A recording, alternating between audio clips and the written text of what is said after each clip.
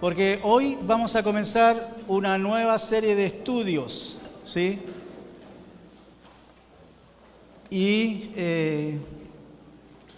vamos a prepararnos para estudiar el libro o la carta del apóstol Juan, su primer carta, la carta que escribe el apóstol Juan, la primera de ellas. Recordamos que Juan escribió 3 cartas, ¿sí?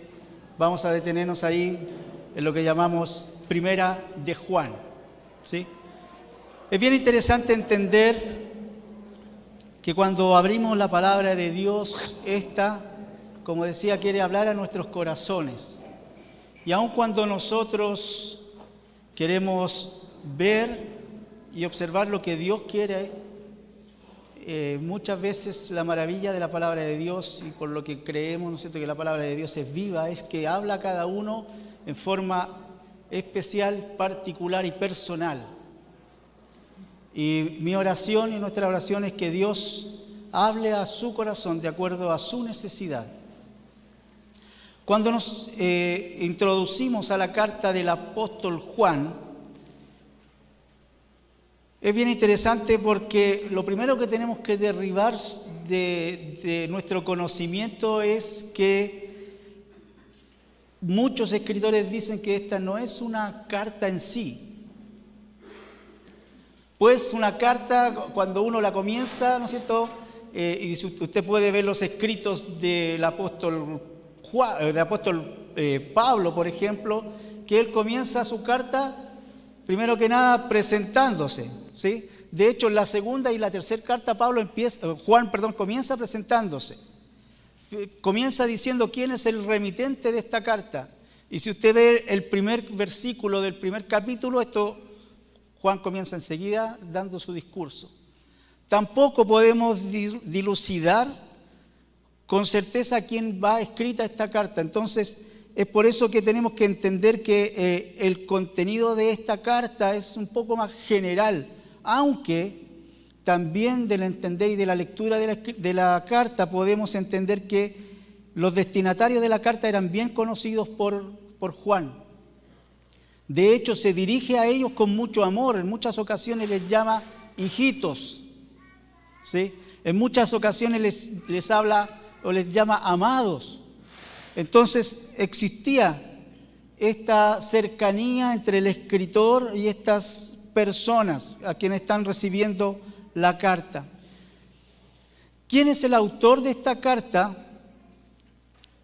Eso es un poco más difícil, entre comillas, ¿no es cierto?, dilucidar, pues como les dije, no hay un remitente en esta carta.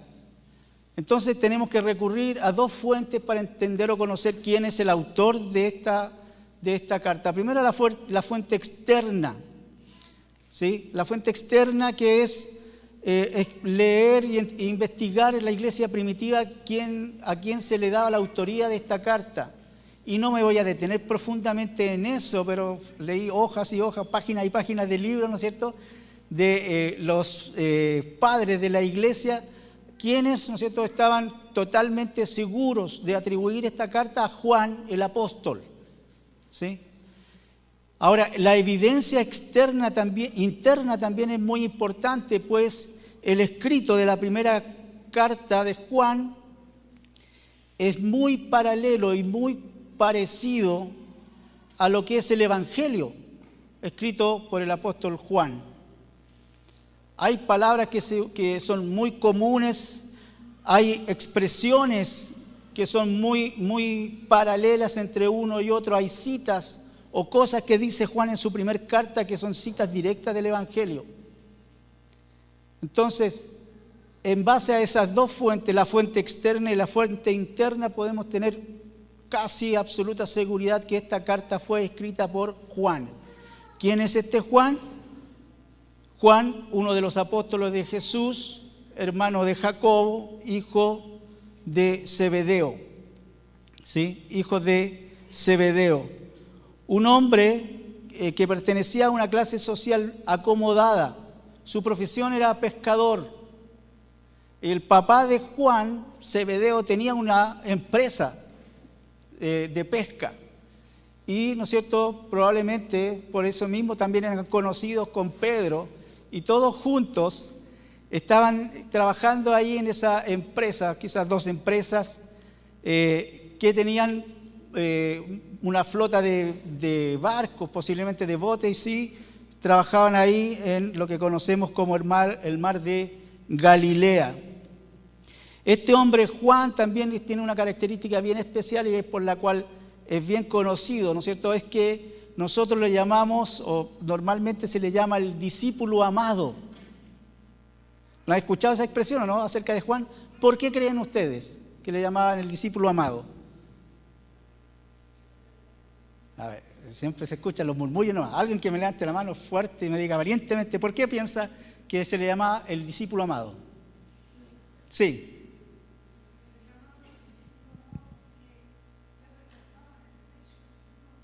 ¿Ya?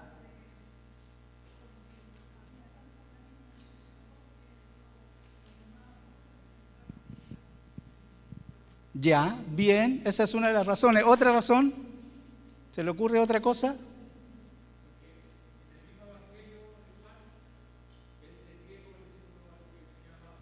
Ya, él se describe como el discípulo a quien el Señor amaba. Era un hombre, Carmen, claro, lo amaba tanto y era tan cercano a Jesús que el Señor Jesús en la cruz le encargó a su madre, cuida a María, ¿sí? Pero fíjense qué interesante, porque es casi contradictorio respecto a la característica que habla o el sobrenombre que Jesús le puso a Juan y a su hermano. ¿Alguien recuerda cuál era el sobrenombre que les puso? Hijos del trueno, los Boanerges, ¿sí? Eran de carácter explosivos. En muchas ocasiones el discípulo amado le pidió a Jesús, Jesús, esta gente no te recibió, oremos para que les caiga un rayo del cielo como lo hizo el profeta Elías. Entonces, sí era el discípulo amado, pero el Señor conocía perfectamente cómo era este hombre de un carácter fuerte también, ¿sí? No pensemos en un hombre que sí se recostó en el pecho de Jesús, que era así, era muy cercano a Jesús, que Jesús le amaba, pero era un hombre de carácter fuerte. Y en su epístola se ve reflejado eso. Es un hombre muy directo, no anda con medias tintas, y lo vamos a ir estudiando a medida que vamos avanzando en el estudio del libro, valga la redundancia, que Juan era un hombre bien directo. En el momento que escribió esta carta, ya siendo un hombre avanzado de edad, ¿sí? Pero fíjense, él tuvo privilegios muy importantes. Al ser uno de estos hombres que estaba muy cercano a Jesús, el círculo cercano a Jesús, que estaba compuesto por Juan, por ¿quién? Pedro y Jacobo, ¿sí? El círculo cercano a Jesús, estos 3 hombres, a los cuales el Señor le dio el privilegio de ver cada milagro espectacular. Fue uno de los privilegiados para ver la resurrección de la hija de Jairo, por ejemplo, que no la vieron los 12. Fue uno de los privilegiados en ver la transfiguración de Jesús. No la vieron los 12, lo vio solo este círculo pequeño de hombres. Fue uno de los privilegiados en estar, ¿no es cierto?, o ser muy cercano a Jesús, como ya lo hemos dicho, ¿sí? Fue a quien el Señor Jesucristo, como lo dijo Carmen, creo, ¿no es cierto?, el Señor le encargó el cuidado de su madre cuando Él ya no esté más en la tierra. Qué privilegios, ¿no? Qué privilegios. Fue uno de los primeros en llegar a la tumba vacía de Jesús. ¿Recuerdan cuando María Magdalena les dice, la tumba está vacía? ¿Quién fue el primero que salió corriendo? Juan. Y fue el primero en llegar ahí junto con Pedro para ver y contemplar la tumba vacía de Jesús. Fue a quien el Señor levantó junto a Pedro como los pilares y las personas que comenzaron el avivamiento espiritual allí en Jerusalén. Quienes se levantaron ahí en el libro de Hechos y predicaron el Evangelio fueron los primeros que fueron encarcelados con Pedro por predicar el Evangelio. Fue a quien el Señor puso ahí en la iglesia en Jerusalén como baluarte, como columna, dice el apóstol Pablo. Qué privilegios que tuvo este hombre, ¿no? Qué maravilloso fue ver a este hombre cómo Dios lo utilizó. Es el escritor más prolífero de la escritura en el Nuevo Testamento. Después de Pablo, él escribió 5 de los libros que tenemos en nuestras manos, que llamamos Biblia. ¿Sí? Escribió el Evangelio, primera, segunda y tercera de Juan, y el Apocalipsis. 5 de los 27 libros del Nuevo Testamento, perdón.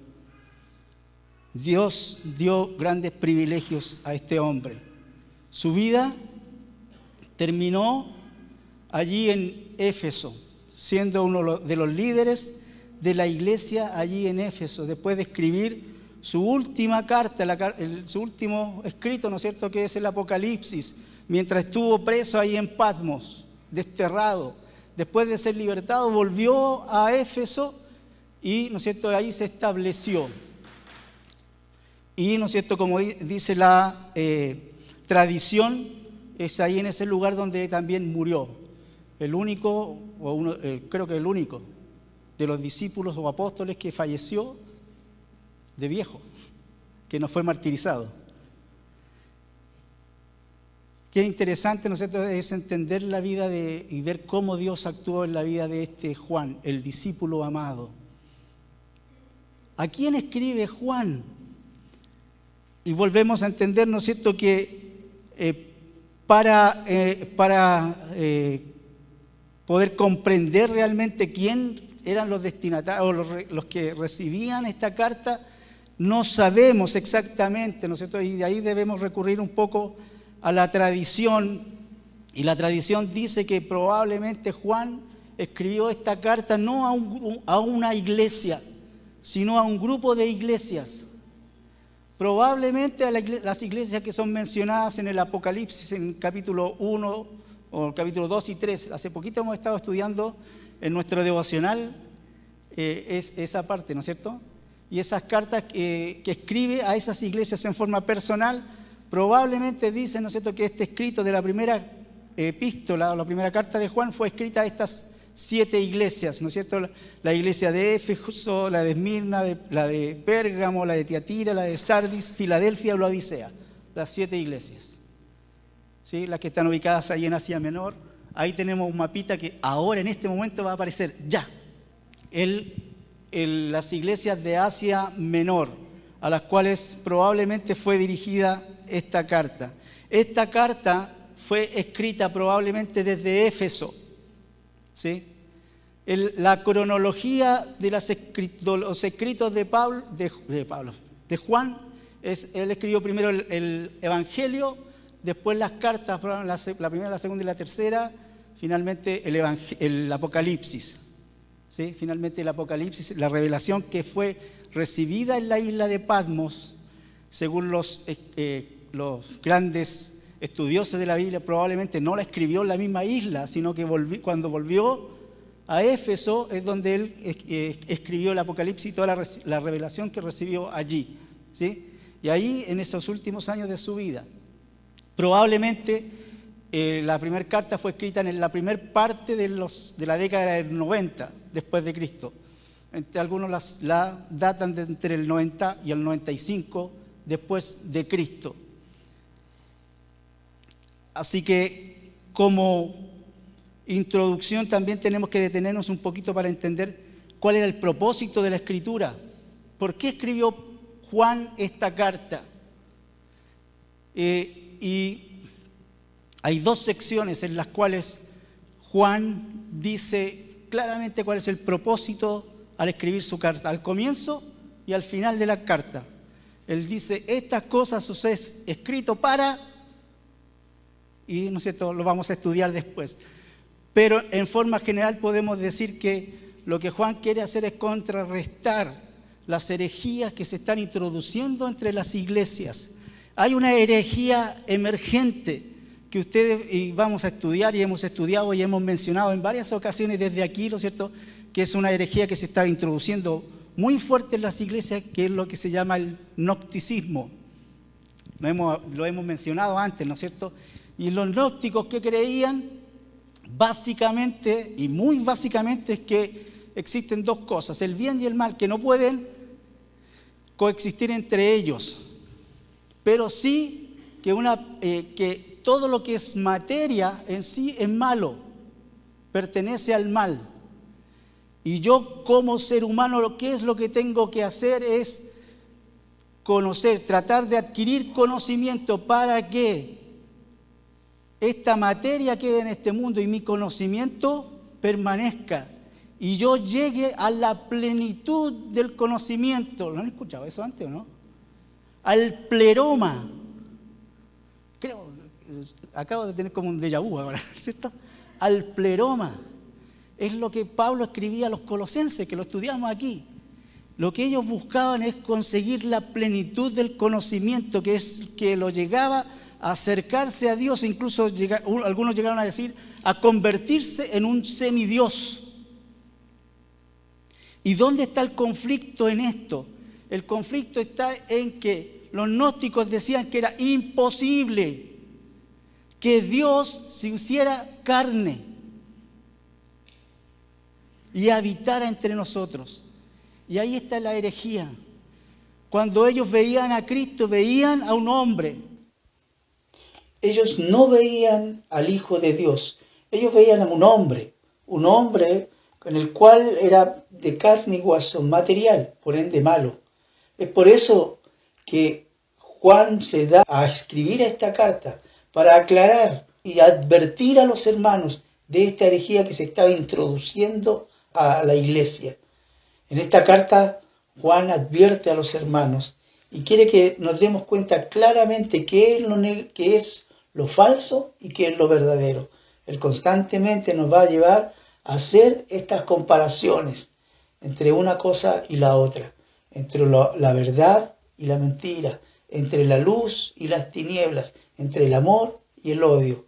Ese es el propósito de Juan en esta carta.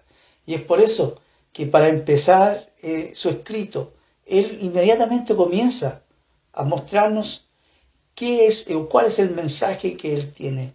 Lo primero que él quiere hacer en este principio es escribir este prólogo, donde él nos quiere mostrar a la persona que proclama, pero no solo eso, sino que también quiere mostrarnos el propósito que quiere presentar en esta carta. Juan comienza diciendo en su carta lo que existía desde el principio, lo que hemos oído, lo que hemos visto con nuestros ojos, lo que hemos contemplado, lo que han palpado nuestras manos acerca del verbo de vida, pues la vida fue manifestada y nosotros la hemos visto y damos testimonio y os anunciamos la vida eterna, la cual está con el Padre y se nos manifestó. En estos dos primeros versículos, el apóstol Juan quiere dejar bien claro qué es o cuál es la persona a quien él está mostrando. Fíjense qué interesante es que Juan comienza utilizando este pronombre personal neutro. ¿Qué quiere decir esto? Que él comienza diciendo lo que. Esta expresión lo que aparece 4 veces en el primer versículo. Lo que existía, lo que hemos visto, o lo que hemos oído, lo que hemos visto, lo que han palpado, lo que hemos contemplado. ¿Qué está queriendo decir con esto? ¿Cierto? Que desde el comienzo él se está refiriendo no solo a la persona de Cristo, porque se da cuenta que él no escribe desde el principio o el que existía desde el principio, sino que él dice lo que existía desde el principio. Entonces, ¿qué estamos queriendo decir con esto? Que el énfasis en usar este pronombre neutro no es solo a la persona de Cristo, sino lo que él quería mostrar a este mundo, lo que él representaba, que era la personificación de la palabra de Dios. Él escribe que Dios se hizo carne y habitó entre nosotros ahí en el Evangelio. Él nos muestra cómo desde el principio nosotros podemos ver no solo la persona de Dios, sino que el mensaje que Él quiere traer a este mundo. Y ellos, como discípulos, como apóstoles de Cristo, lo vieron claramente. La forma desde el principio es utilizada muy claramente por el apóstol Juan, ahí al comienzo del Evangelio, ¿no es cierto? Cuando él escribe en su Evangelio, en el principio era el Verbo. También nos hace recordar las primeras palabras del Génesis, cuando leemos allí, en el principio creó Dios.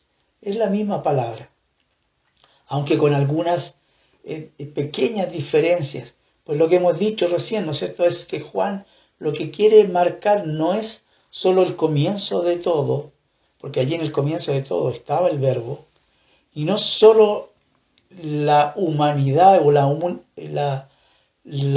que este Verbo se hizo carne, sino que el mensaje que este Verbo traía, este Verbo, este Hijo de Dios, no solo habitó entre nosotros, sino que se hizo hombre. Vimos la misma palabra de Dios, la persona de Dios habitando entre nosotros.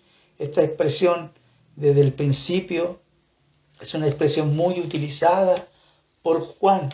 De hecho, la usa en 8 oportunidades en esta epístola. En el capítulo 1, el versículo 1, capítulo 2, versículo 7, versículo 13 y versículo 14. En el versículo 24 del mismo capítulo la usa en 2 ocasiones. Y luego en el capítulo 3, el versículo 8 y el versículo 11. Juan está preocupado desde el principio. ¿Y qué está diciendo él? Que lo que vivió desde el principio no es solo, vuelvo a insistir, y fíjense, ¿no es cierto? Lo que estamos diciendo, no es que solo el Verbo se hizo carne, sino que Él llegó a este mundo con un propósito, el propósito de proclamar, de anunciar la palabra de Dios, de traer la vida, de traer lo que Él quiere representar, lo que Él es, Dios mismo. Y Juan se pone en medio de estos apóstoles cuando Él habla en plural, ¿no es cierto? Y dice, lo que hemos visto. Se refiere no solo que es un mensaje que Él está preocupado de entregar, sino que Él y sus compañeros, los apóstoles, no es una invención de un hombre, es la proclamación de los hombres que estuvieron más cercanos a Jesús. Y fíjense cómo es que Juan va desarrollando esta idea. Él comienza diciendo lo que hemos oído, lo que hemos oído. Ellos tuvieron el privilegio de oír las palabras del Maestro de su propia boca. De su propia boca. Ellos estuvieron allí viviendo con Cristo durante 3 años y pudieron escuchar su mensaje claramente. Pero no solamente oyeron su mensaje, sino que también Juan afirma que ellos vieron lo que hemos visto. Y esta expresión, ¿no es cierto?, es ver claramente a alguien. Dice lo que hemos visto con nuestros propios ojos. ¿Qué está queriendo decir Juan? Ellos no tuvieron una aparición, no tuvieron una visión. Ellos vieron al mismo Cristo, al Dios hecho hombre habitando entre nosotros. Pero luego él dice en una tercera afirmación, lo que hemos contemplado. Y aquí, ¿no es cierto?, sí podemos ver cómo esta palabra contemplar expresa la idea no solo de ver algo, sino que también de tener una experiencia de ver un poquito más allá de lo que uno puede ver a simple vista. Es detenerse y apreciar con tranquilidad, observar detenidamente y llegar con esa observación a discernir algo. Y llegar con esa contemplación a discernir algo. Esta palabra, la palabra contemplar, es la misma que usa el evangelista cuando habla acerca de los milagros de Jesús. ¿Se acuerdan del milagro de la multiplicación de los panes y los peces? Cuando Cristo, dice el evangelista Juan, que él vio a la multitud y tuvo compasión de ellas. Pero fíjense, no solo que él vio la multitud, vio la necesidad de la gente, sino que el evangelista Mateo nos muestra una mayor visión del tema, diciendo que él vio a las multitudes como ovejas que no tienen pastor. ¿Y qué significa eso? Que el Señor Jesucristo pudo detenerse y contemplar con tranquilidad a la multitud y observar su necesidad. Nosotros podemos ver y no observar.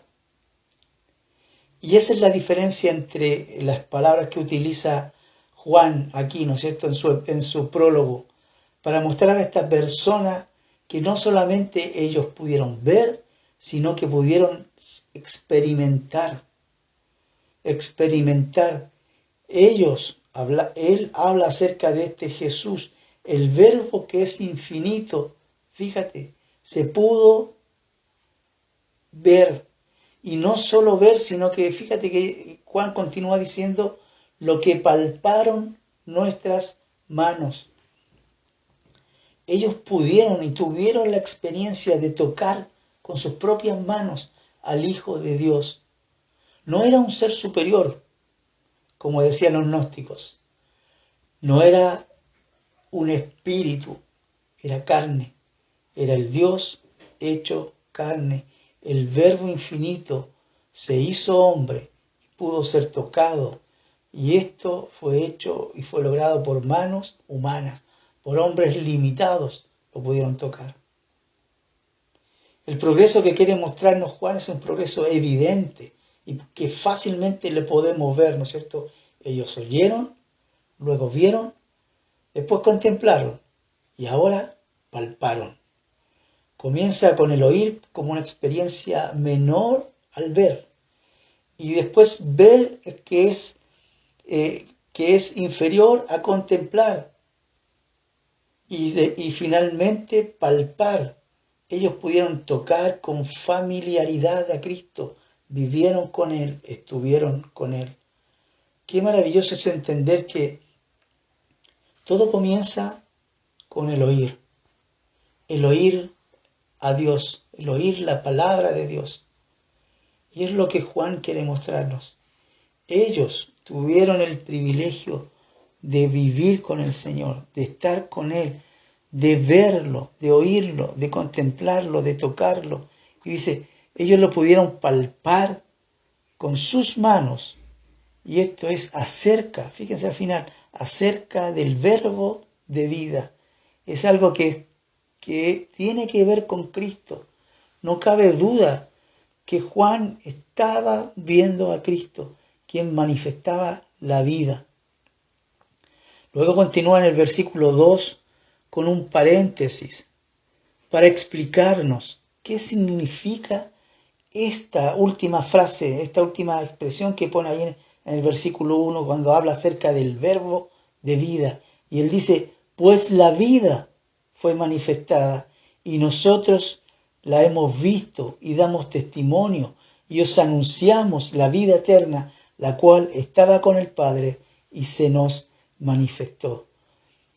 Juan quiere detenerse y que nosotros podamos entender qué significa lo que él está diciendo, a qué se está refiriendo cuando él habla del verbo de vida. Que Cristo es la vida en sí mismo.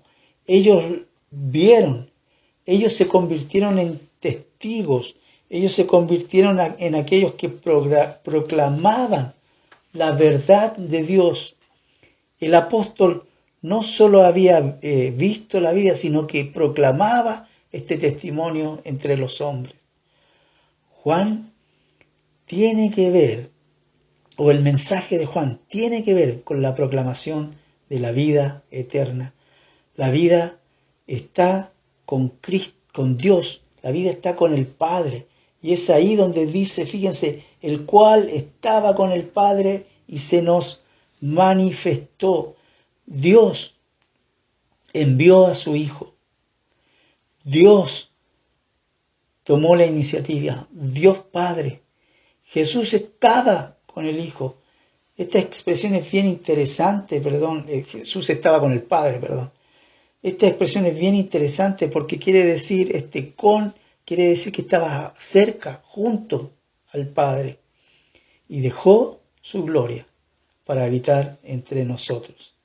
Qué maravilloso es entender, ¿no es cierto?, que Dios tomó la iniciativa. Dios cumplió su plan. Dios envió a su Hijo, y ese plan es el cual el apóstol Juan, junto con los apóstoles, quiere proclamar en este mundo.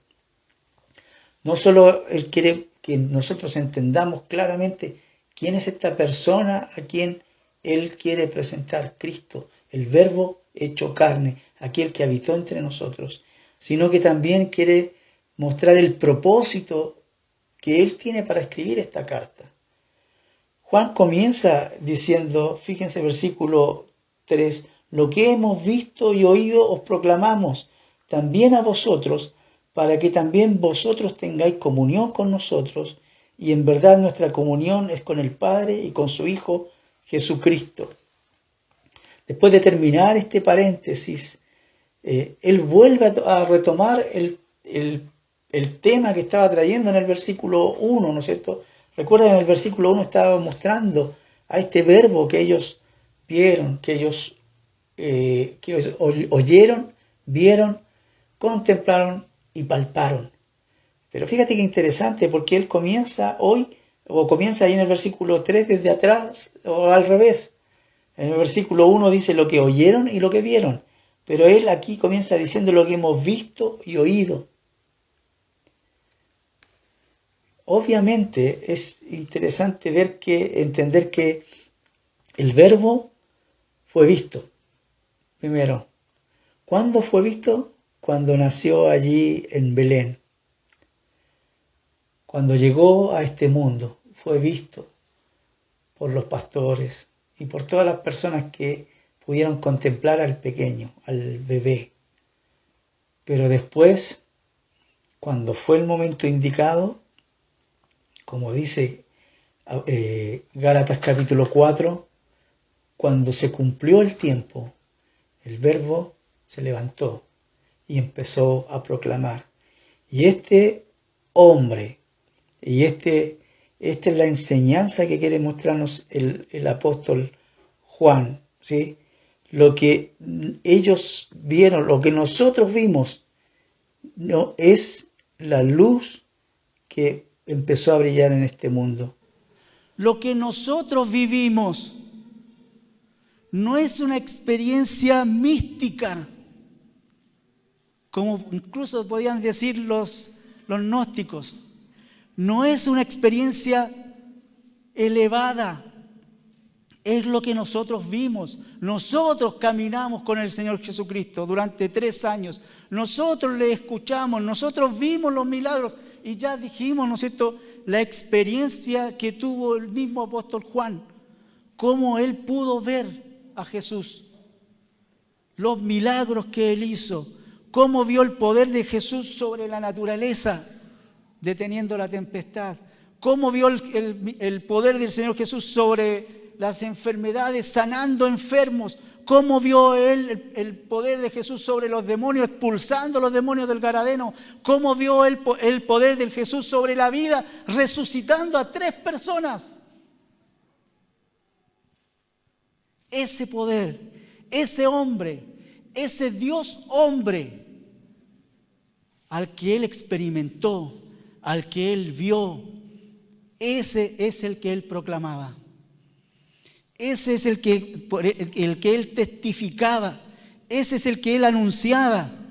Dice, lo que hemos visto y oído os proclamamos también a vosotros, para que también vosotros tengáis comunión con nosotros. Y ahí está el propósito. ¿Sí? El propósito es que los estamos anunciando para que haya un efecto en su vida. Y ese efecto es la comunión. ¿Recuerdan lo que estuvo predicando el pastor Jensen acá, ¿no es cierto? ¿Qué estuvo predicando? La estrategia de nuestra iglesia. Y eso se traducía en 5 propósitos.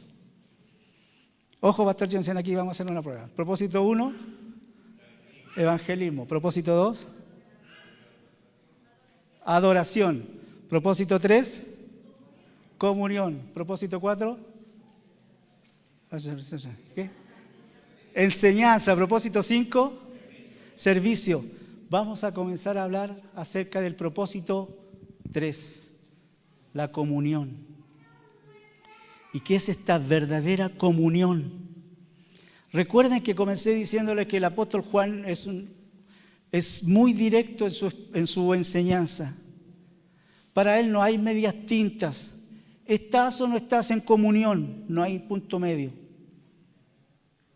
Y dice, esta proclamación, esto que yo estoy anunciando, esto que yo estoy predicando, es para que tengamos comunión, para que tú puedas entender que Cristo quiere habitar en nosotros, que Cristo vino y murió en la cruz por cada uno de nosotros. Y cuando nosotros reconocemos el sacrificio de Cristo y nos convertimos en hijos de Dios, tenemos comunión con el Padre.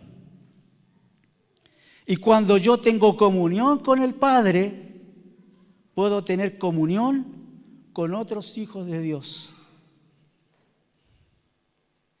¿Te das cuenta? Y es por eso que dice, para que también vosotros tengáis comunión con nosotros. Porque algo nos une, tenemos algo en común que nos une, que es Cristo. Lo que creemos acerca del Hijo de Dios. Si es por eso que es tan importante para Juan establecer qué es la verdad. ¿Cuál es la verdad? ¿Qué es lo que yo pienso y qué es lo que creemos acerca del Hijo de Dios? Porque si nosotros creemos lo mismo, estamos en comunión. Pero yo no puedo tener comunión con alguien que dice que Cristo no es el Hijo de Dios. ¿Por qué? Fíjense cómo lo establece Juan. Dice, y en verdad nuestra comunión es con el Padre y con su Hijo Jesucristo.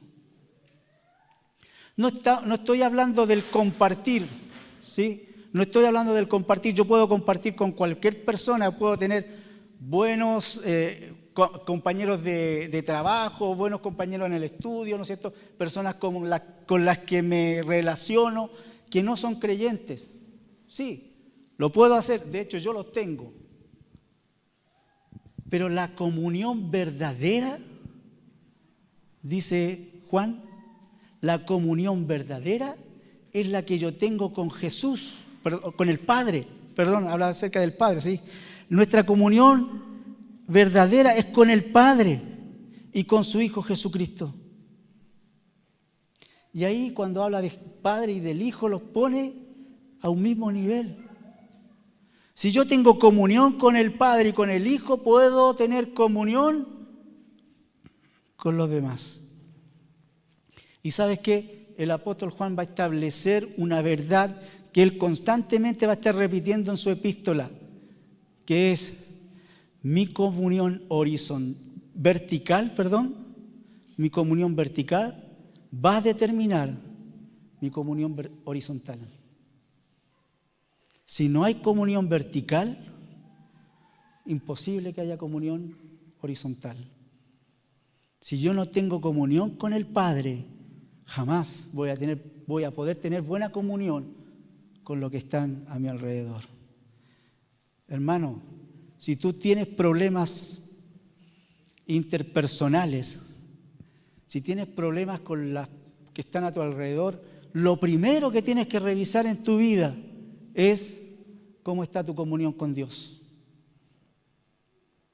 Lo primero que tienes que revisar en tu vida es cómo está tu comunión con Dios. Y ¿sabes qué? Probablemente te vas a llevar más de una sorpresa. Más de una sorpresa. Es lo que Juan está diciendo. Para que también vosotros tengáis comunión con nosotros. Y en verdad nuestra comunión es con el Padre y con su Hijo Jesucristo. La verdadera comunión no es si yo me relaciono o no me relaciono con personas. La verdadera comunión es si yo me relaciono con Dios primero. Si yo tengo comunión con Dios. Si yo puedo diariamente sentarme y decirle a Dios, conversemos. Hoy, antes de venir al culto, ¿conversó con el Señor? ¿O se levantó, se bañó la cara, se peinó y se vino al templo? ¿Tenemos comunión con Dios? Recuerde que el día que yo no tengo comunión con Dios, va a ser muy difícil que tenga comunión con las personas a mi alrededor. Y termina su prólogo diciendo, os escribimos estas cosas.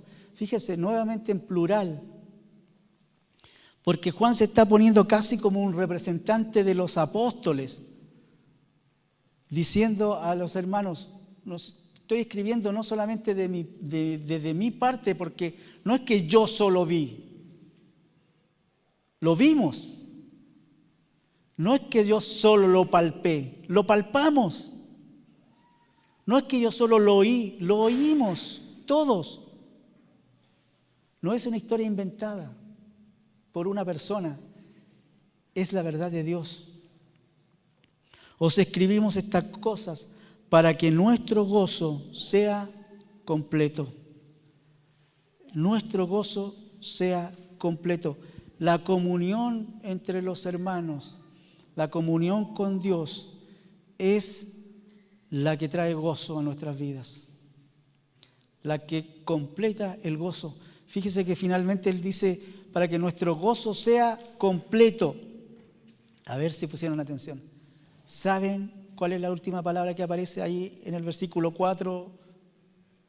Cuando Él dice, nuestro gozo sea completo. ¿Cuál? Pleroma. Pleroma. O pleró en realidad, es la conjugación. ¿Sí? Pleró. Completo. Absoluto. Que no haya más, no hay nada más que ponerle. El gozo es completo cuando yo estoy cerca del Señor. Fíjense qué es lo que escribió el Señor, o qué es lo que dijo el Señor Jesucristo, y lo escribió el apóstol Juan, ahí en Juan capítulo 15 y el versículo 11. Juan capítulo 15, versículo 11. Dice, estas cosas os he hablado para que mi gozo esté en vosotros y vuestro gozo sea perfecto. Vuestro gozo sea perfecto.